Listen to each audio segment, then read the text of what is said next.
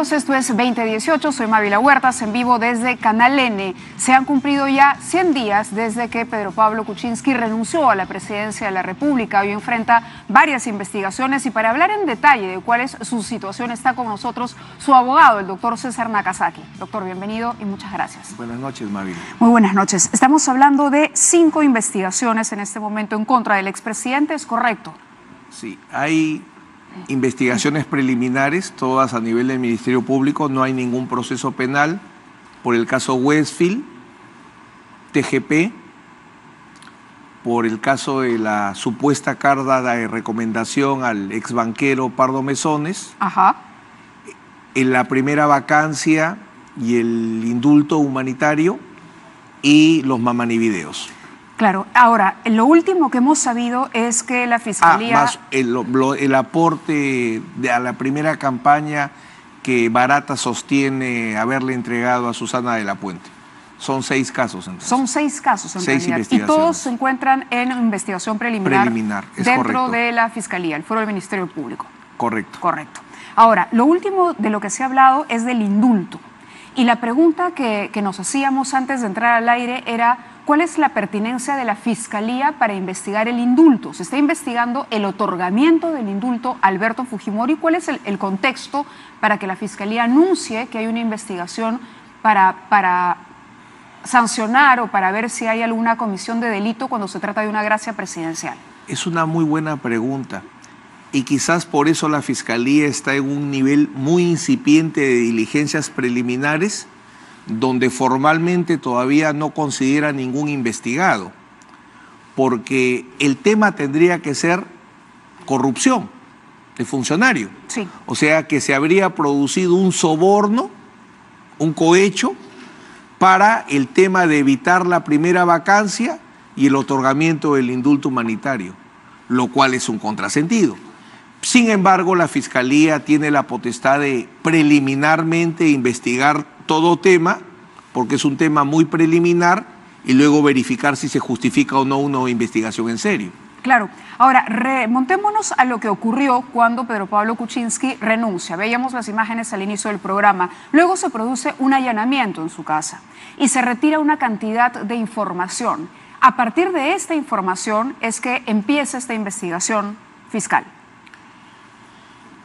En el tema concreto de la primera, sí, es como consecuencia de unos documentos que son encontrados en la diligencia de la medida de allanamiento e incautación a la casa del expresidente Kuczynski. Claro, hay un sobre donde se lee indulto y una serie de información. Para ponerlo en claro, es decir, ¿el indulto podría ser revocado por una decisión fiscal? Permíteme previamente, sí. Yo sostengo firmemente que el manejo que hizo el Congreso de los procedimientos de vacancia por incapacidad moral, sosteniendo como motivo la corrupción, la historia en algún momento determinará que fue una politización que conllevó a que renuncie de una manera o como consecuencia de procedimientos absolutamente inconstitucionales. Entonces, ¿se refiere al proceso de vacancia? Los procesos de vacancia. Entonces, creo que el Ministerio Público tiene que ser, la mujer del César no solo tiene que ser honesta, sino tiene que aparentarlo. Entonces, el Ministerio Público tiene que hacer un gran esfuerzo por no politizar los casos, porque hay algunos antecedentes que preocupan. Al día siguiente que el presidente Kuczynski renuncia, se da un impedimento de salida del país. Así es. Que es inconstitucional porque los impedimentos de salida solo se dan cuando hay un proceso penal abierto, no en investigaciones preliminares. Sin embargo, pese expresamente a señalar ese defecto, nosotros lo aceptamos porque él tiene un compromiso como expresidente con la historia y con su propia biografía de demostrar que los supuestos actos de corrupción que motivaron su renuncia no existen. Entonces, en esa línea, por ejemplo, ¿qué sucedió? Nosotros no nos oponemos a que se revise toda documentación pública o privada vinculada al indulto humanitario. Lo que va a salir ahí es que hay un motivo humanitario real y que un presidente actuó de acuerdo a lo que establece la Constitución. Pero lo que no podemos aceptar es que nos apersonamos a la Fiscalía y la Fiscalía dice, todavía no sabemos quién va a ser investigado. Y sin embargo, entre gallos y medianoche se va a la Corte Suprema y hace una audiencia de convalidación de esos documentos sin siquiera escucharnos, sin siquiera permitirnos decir, estamos de acuerdo, pero respeta un debido procedimiento. Entonces la Fiscalía no solo debe ser supuestamente acá un garante de la legalidad en la forma, sino que en la realidad tiene que demostrarlo. Claro. Esas cositas nos preocupan. Claro, el tema es que, la sensación que quedó siempre fue que el indulto se utilizó como moneda de cambio para evitar la vacancia del presidente Kuczynski. Entonces, lo que entiendo, pidió se investigue a Amado Benco, que ha sido el procurador que ha impulsado esto, y por extensión la Fiscalía, es si en efecto hubo una utilización política y hubo prebendas políticas para salvar al presidente a cambio del indulto a Alberto Fujimori. Lo que investiga la Fiscalía son delitos. El delito tendría que haber sido cohecho de funcionario público. Es decir, o sea, si se probara la prebenda, por ejemplo. Pero lo importante es qué cosa es soborno. Y soborno es una prestación que recibe el corrupto en su beneficio. O sea, el soborno, si una característica tiene, es que es en beneficio del interés privado del corrupto. En el caso del indulto humanitario, ¿qué situación ilegal podría darse? Un indulto humanitario tiene un componente político y si es indulto humanitario, tiene un componente médico. El componente político se dio y el componente humanitario se dio. O sea, algún cuestionamiento a la constitucionalidad, a la legalidad del indulto, no hay ninguna. Por eso es que el Ministerio Público ni el Poder Judicial en un caso penal podrían dejarlo sin efecto. Yo creo que esta investigación lo que responde, por eso era mi reflexión hace un momento, sí, a la politización, a la discusión, al cuestionamiento político que se dio al indulto humanitario, se pretende llevar al ámbito penal. Y eso lo que va a hacer es que se considere que hay un caso penal con interferencias políticas, que es lo que hay que evitar en todo concepto. Eso es un tema complicado, porque por un lado el indulto es una prerrogativa presidencial, pero por el otro la Fiscalía sí podría encontrar indicios de comisión de delito por parte del presidente Kuczynski. Hasta ahí estamos claros. No. ¿No? Porque el delito tendría que ser haber recibido un soborno a cambio de dar un indulto. Y votar. ¿Y el soborno no podrían ser los votos a favor de salvarlo de una vacancia? Las negociaciones políticas, si tú eres congresista, yo soy ministro del Interior, yo expongo una política del sector interior y tú dices, en Lambayeque no hay comisaría, si tú no me pones una comisaría, yo no voto a tu favor. Esa es parte de la dinámica que existe entre el Ejecutivo y el Congreso. Eso bajo ningún concepto constituye delito. Te invito a que veas los proyectos de ley de los presupuestos de la República y todas las obras que sacan los miembros de la Comisión de Presupuesto. Esa es una práctica parlamentaria, dinámica ejecutivo-legislativo. Eso no es corrupción de funcionario.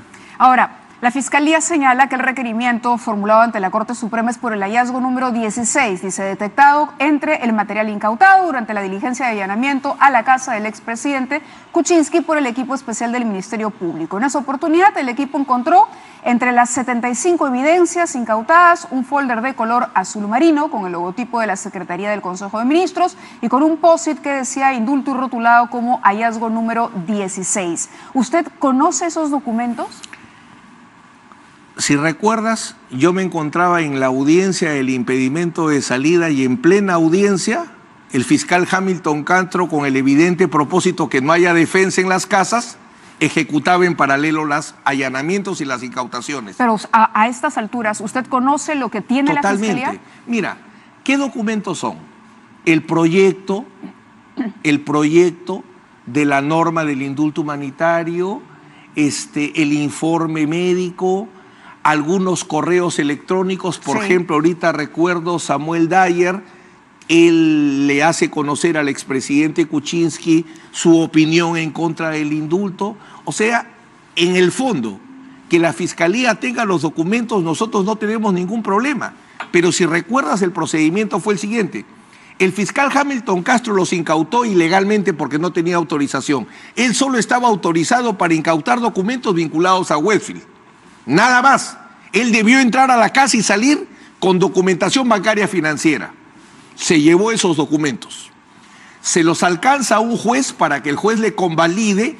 Como mi posesión es ilícita, necesito que tú la conviertas en lícita. Y le dijimos al juez, como juez de investigación preparatoria, es competente para ver la documentación de un presidente de la República. Ajá. El juez nos da la razón, el caso se va a la Fiscalía de la Nación, esperábamos que se replique una audiencia igual, Hamilton Castro Defensa, para expresar nuestra posición, pero el fiscal de la Nación, en tema que es sorprendente, promueve una audiencia de convalidación sin defensa. Esa audiencia sería nula. La suerte de la Fiscalía es que nosotros no nos oponemos a que revisen la documentación. Si nos opusiésemos, esos documentos ya no podrían funcionar en ningún caso porque se habrían convertido en prueba ilícita. Por eso es que la Fiscalía no entiendo por qué corre donde nadie lo persigue. ¿Por qué pretende transgredir la ley donde nadie lo obstaculiza? ¿Dónde está la transgresión a la ley, concretamente? Que la convalidación judicial debió pedirse igualito que en la audiencia Fiscalía-Defensa. Correcto. A nosotros no nos dejan participar en la investigación, nos dicen no, acá es contra quienes resulten responsables, ustedes no están investigados. Sin embargo, se promueve la audiencia de convalidación de documento sin intervención de la defensa. Claro, porque aquí el tema es que incluso ya hay personas citadas, ¿no?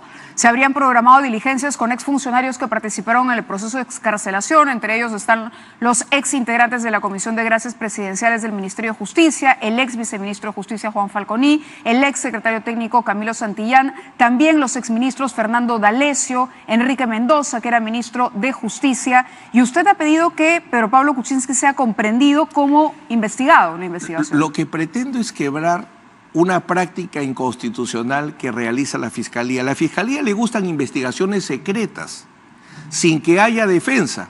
Entonces nos dice, ustedes no pueden participar porque no son investigados.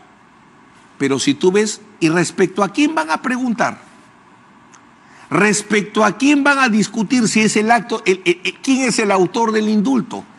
¿Quién otorgó el indulto? El expresidente de la República. ¿Qué pasa si al final de la investigación se demuestra, por ejemplo, que hubo una suerte de vulneración de los trámites para el otorgamiento, de las reglas de juego para otorgar el indulto? En este que momento no solamente hubo preventa política, sino que además, por ejemplo, el tema de la participación del médico de Fujimori fue un factor a considerar, digamos, que pudo haber alterado la objetividad del informe médico. ¿Qué pasa si el tiempo récord en el que se hizo esto, si las visitas que se hicieron al presidente llegan a confirmar que hubo aquí una, utilización de una gracia? Es decir, la figura sería un presidente que tiene una prerrogativa con fines humanitarios, pero que la utiliza y afecta todos los trámites, pasa por encima de todos los trámites y de todas las normas para salvarse de una inminente vacancia.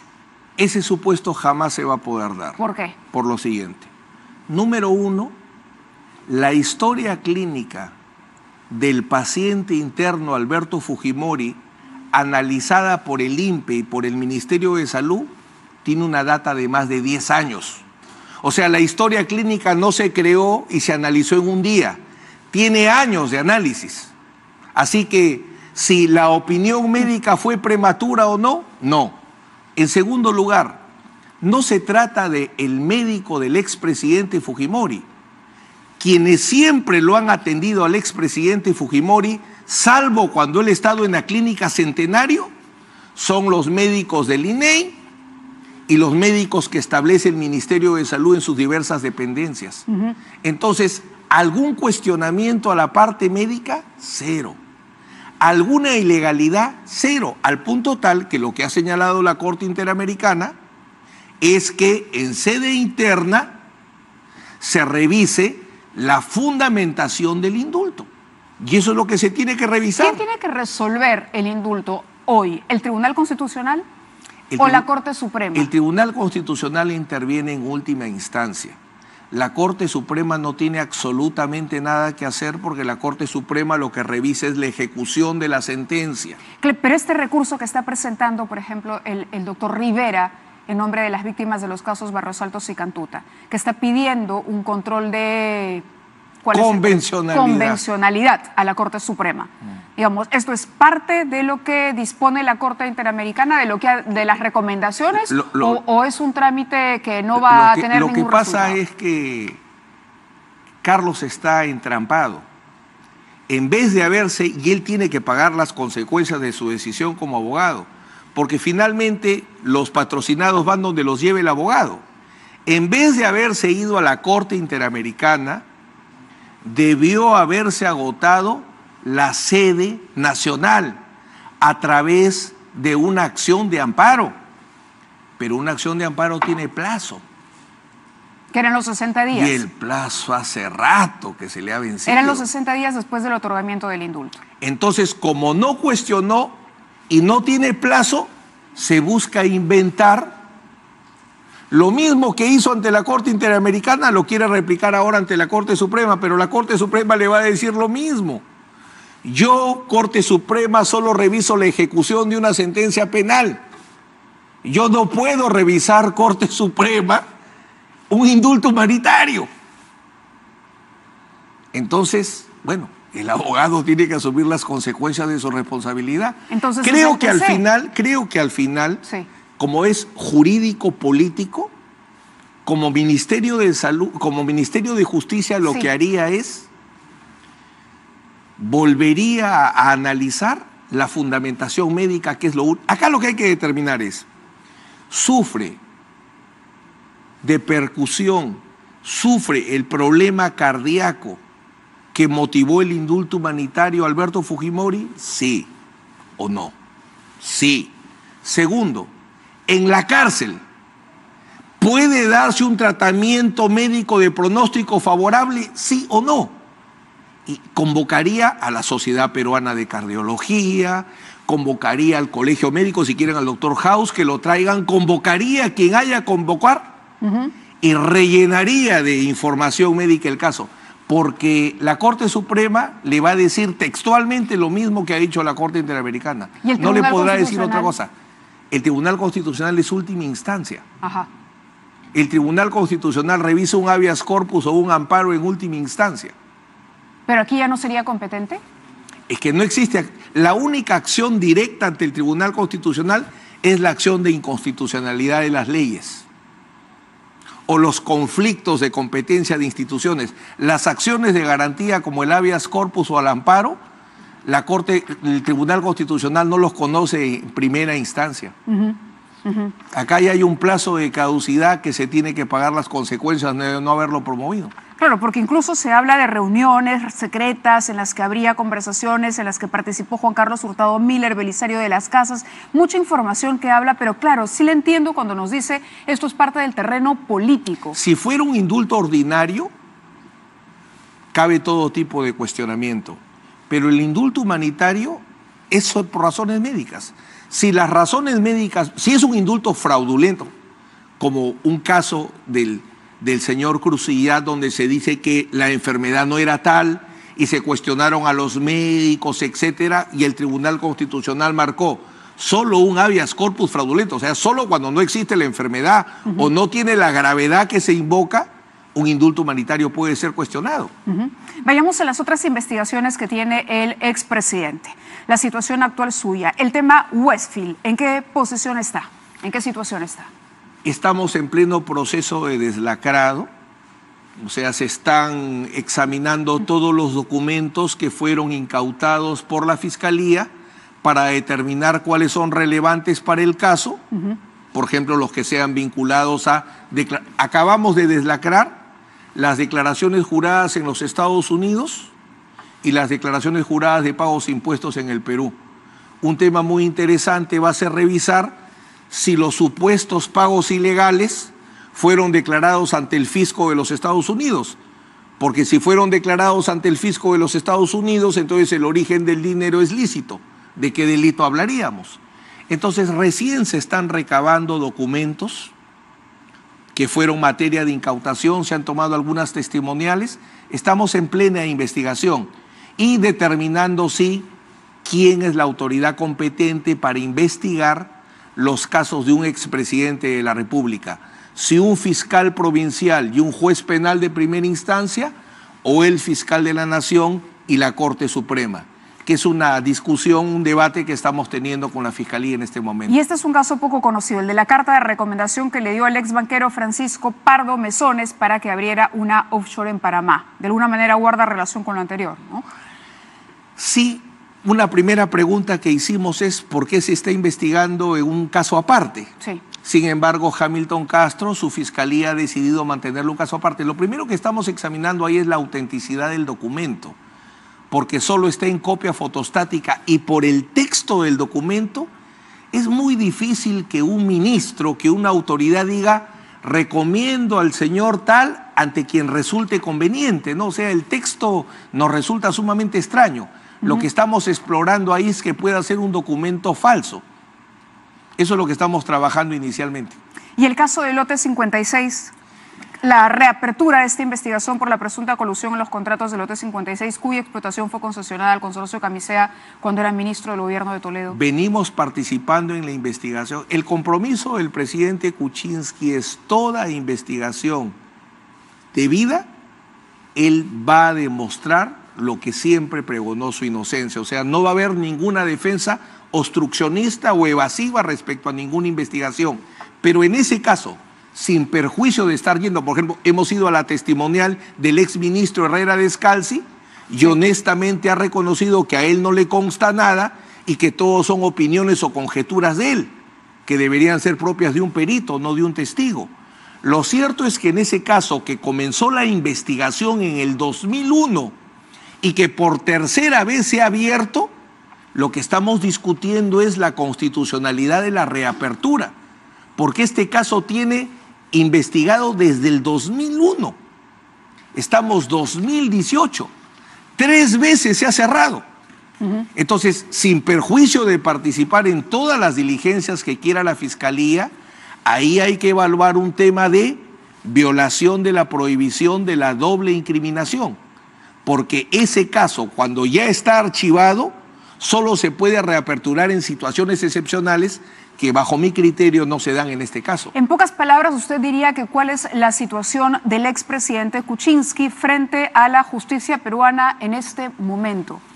O sea, si hacemos un balance, ¿está en problemas con la justicia peruana? ¿Él está en buena disposición de enfrentar los cargos? ¿Cree usted que va a salir airoso de todo? Depende de, o por qué cree que hay, si es que lo piensa así, una intencionalidad de la Fiscalía de complicar su situación jurídica cuando ya finalmente no es gobernante y se han allanado las investigaciones.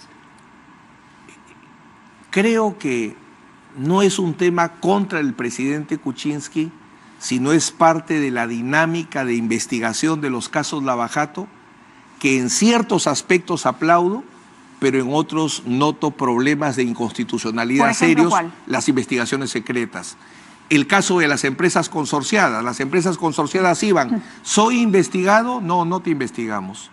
De la noche a la mañana eres investigado y te espero pasado mañana con un requerimiento de prisión preventiva. Eso lo está haciendo la Fiscalía. Sí, la Fiscalía tiene una metodología de investigación, a mi modo de ver, inconstitucional, que tiene que ser corregida. Pero en el caso de Pedro Pablo Kuczynski, la visión de la defensa es que los casos se mantendrán en investigación preliminar, que no habrá procesos penales y menos sentencias condenatorias, y al final de esta historia judicial se tendrá que reconocer que la corrupción, la vez pasada que hablamos muy poquito, veía como, por ejemplo, Becerril, el congresista, se refería el corrupto Kuczynski.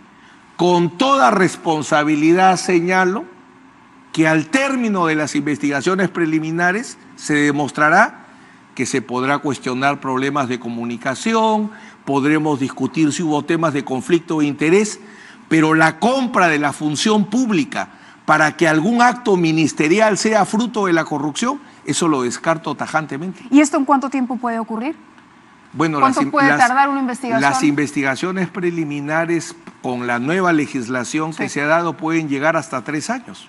3 años, y el presidente continúa hoy con la restricción de impedimento de salida. Un impedimento de salida que es ilegal, porque el impedimento de salida solo procede para procesados, no para personas que están en investigación preliminar, pero que públicamente nos comprometimos a aceptar, porque corresponde que un expresidente de la República desde el Perú dé cuenta ante el pueblo que lo que él sostiene es verdad o no, que es su inocencia. Ahora, el tema es complejo, es bien complicado, porque usted dice, el presidente va a salir bien librado. El presidente renuncia obligado por esta exposición de videos que también están comprendidas en una investigación. ¿Qué pasa si la Fiscalía al final no valida o desconoce que hubo estas pruebas? Es decir, le da la razón al presidente Kuczynski, su figura en tanto presidente renunciante. ¿Cómo manejamos ese escenario si la justicia peruana llegara a esa conclusión? O sea, ¿de qué estamos hablando? Seguramente no por méritos, porque los méritos los tenía, por ejemplo, mi maestro de Derecho Constitucional, Valentín Paniagua, pero resulta el abogado que ha participado en la historia en más antejuicios, juicios políticos y comisiones investigadoras. Entonces, creo que el Congreso debió seguir su ruta inicial. Si el Congreso sospecha que un congresista o un alto funcionario público ha cometido un delito, tiene 2 alternativas. O de frente inicia su proceso de antejuicio, o lo envía al fiscal de la Nación para que el fiscal de la Nación haga la investigación preliminar y fruto de esa investigación preliminar formule denuncia constitucional para iniciar el antejuicio. Inicialmente el presidente del Congreso Galarreta con el procurador van, entregan los mamarivideos y en vez de esperar el resultado de esa investigación, se lanzan en una serie de temas que no tienen ningún sentido, al punto tal que han levantado la inmunidad a congresistas sobre la base de los mamanivideos, cuando ya en la investigación preliminar se ha establecido que los mamanivideos no cumplen con el requisito de autenticidad y no van a servir en un proceso penal. Pero el presidente renunció, sobre eso ya no hay marcha atrás. Había una crisis política evidente, yo quién soy para hacer evaluaciones de crisis política, pero la crisis política existía y por eso quién más que Pedro Pablo Kuczynski para haber evaluado que era una crisis política de tal gravedad que justificaba una decisión tan dura para el país como su renuncia, pero que renunció porque el Congreso demostró que es corrupto o porque él ha cometido actos de corrupción. En el resultado de estas investigaciones se demostrará lo que te vuelvo a repetir. No hay un solo acto ministerial que pueda estar criminalizado por el soborno. Y eso se va a demostrar a lo largo de estas investigaciones. ¿Cómo afecta la situación del expresidente el hecho de que hoy se diga que corre peligro la colaboración de Barata en el caso Lavallato? Bueno, era evidente que eso iba a suceder porque hay un divorcio. Y le amplío la pregunta porque usted ve también la situación del expresidente Ollanta Humala. ¿Qué pasa si Barata termina no concretando la colaboración eficaz? ¿Qué pasa con los procesos que están soportados, sostenidos sobre las declaraciones de Barata? Otro gran error. Cuando se dio la ley antiterrorista y se creó la colaboración eficaz, las declaraciones de los solicitantes las utilizaron para condenar y centenares de inocentes tuvieron que salir vía los indultos especiales de la Comisión Hugo Rancière. Hoy se vuelve a cometer ese grave error y declaraciones de aspirantes, sin esperar el acuerdo de colaboración eficaz, motivaron prisiones preventivas, procesos, etc. Si el colaborador no llega a un acuerdo con el Ministerio Público, su declaración se tiene por inexistente.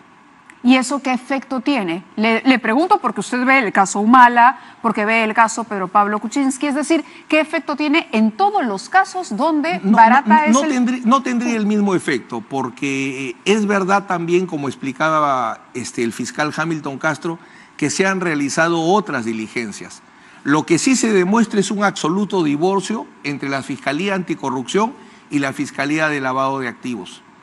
Toda la negociación de la colaboración eficaz se la dieron al fiscal Hamilton Castro y seguramente él habla de una serie de dificultades que obligó a que las fiscalías de lavado de activos inventen un mecanismo que no tiene base legal, que son los acuerdos de inmunidad, que no tienen base legal en el Perú. En el Perú la única manera de negociar con un delincuente es la colaboración eficaz. Y Barata no es colaborador eficaz, entonces, en ningún caso. Él ha declarado por este acuerdo de inmunidad que le han inventado y que ha permitido que se lleve sus millones que tenía como CTS.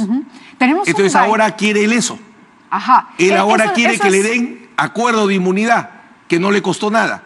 Y sí mucho al Perú. A ver, ahí hay un frente interesante de análisis. Queríamos poner un bite del presidente del Poder Judicial justamente respecto a este tema y a las consecuencias que tendría que se invalide la colaboración, entre otros, del testimonio de Jorge Barata. Ahí va. Bueno, yo no pienso que pudiéramos hablar de volver a foja cero. Lo que pienso es que ha habido una suerte, digamos, de estancamiento en el proceso de negociación entre el Ministerio Público y los aspirantes a colaboradores eficaces como el señor Barata, y yo espero que eso se destrabe en el tiempo más corto posible, porque para mí la principal herramienta en la lucha contra el crimen organizado es el procedimiento especial que se llama colaboración eficaz. Y si ya ellos han brindado, digamos, información importante, hay que tratar de obtener toda la información que ellos pudieran tener a fin de que también sean recompensados, porque acuérdense que la colaboración eficaz tiene un nombre más sencillo, se llama delación. Eso es lo que dijo el presidente del Poder Judicial. La pregunta es, ¿el señor Barata ha manejado a su antojo a la justicia peruana? No, sería injusto decir eso. Pero hasta ahora lo que sabemos, a estas alturas, y cuando todo el país ha estado pendiente de cada cosa que decía Barata y cada línea por aquí o por allá, cada testimonio, anotación o lo que fuera, que de pronto ocurra esto, que él ponga nuevamente más condiciones para seguir colaborando, ¿no es una manera de jugar con la Fiscalía? Habría que ver el tipo de información que da, ¿no? ¿En qué falló la Fiscalía, doctor? Creo que la Fiscalía no estuvo preparada para enfrentar un caso de este tipo. En la primera versión del sistema anticorrupción, las fuentes de información eran Matilde Pinchi Pinchi, los dos secretarios de Montesinos, sí. O sea, las pruebas estaban en macetas. Ahora no, ahora había que hablar otro idioma, aprender a hacer cooperación internacional, operaciones financieras altamente sofisticadas, y la Fiscalía, el caso Lavajato la agarra en un momento que no era muy bueno. Entonces, eso ha generado problemas. ¿Se volvió dependiente la Fiscalía de Barata? Absolutamente, absolutamente. La Fiscalía tenía dos maneras de enfrentar el tema. Una, recabando de manera veloz y dinámica la información de Brasil, y la otra, ir y someter escáner todas las obras públicas. Y si es verdad que todo esto fue para la corrupción, entonces las obras públicas deben tener 1000 defectos graves. Y con Estamos 1000 hablando defectos, de gestión. las obras públicas. Los contratos. La interoceánica tenía razón de ser. Había mercado suficiente de gas para hacer una obra faraónica. Hay una serie de factores que pudieron evaluarse. O comenzabas por la A, que era la información internacional, o comenzabas por la Z, las obras y excelentes peritos. Esto último no sé si se ha hecho. Hasta ahora yo no conozco ningún caso. ¿Fue facilismo de la Fiscalía? ¿Creer que con Barata la aseguraban? Yo creo que fue que agarró lo que tuvo. El país exigía respuestas y agarró lo que tuvo. Por eso es que las fiscalías de lavado de activos, como no avanzaba Hamilton Castro y su equipo para la negociación de la colaboración eficaz, inventaron este acuerdo de inmunidad y tendrán que afrontar en los juicios las consecuencias si eso es legal o no. Cuando yo he ido a Brasil he dejado reserva, que participaba en las declaraciones, pero dejando reserva de discutir la legalidad de los acuerdos de inmunidad. Mi amigo Pablo Sánchez se va de la Fiscalía de la Nación y hasta ahora no ha prometido su compromiso público de difundir públicamente el acuerdo que celebró con la Fiscalía de Brasil. No sabemos todavía en qué consistía ese acuerdo. ¿Usted tiene alguna idea? Yo he ido personalmente a pedírselo y él me indicó que no me lo podía entregar, pero se iba a publicar. Pero no se ha publicado y ahora Barata sigue poniendo nuevas condiciones para colaborar con la justicia peruana. Todo delincuente que negocia una colaboración eficaz pone condiciones, ¿no? Doctor, muchísimas gracias por haber estado con nosotros. Vamos a continuar pendiente de estos temas.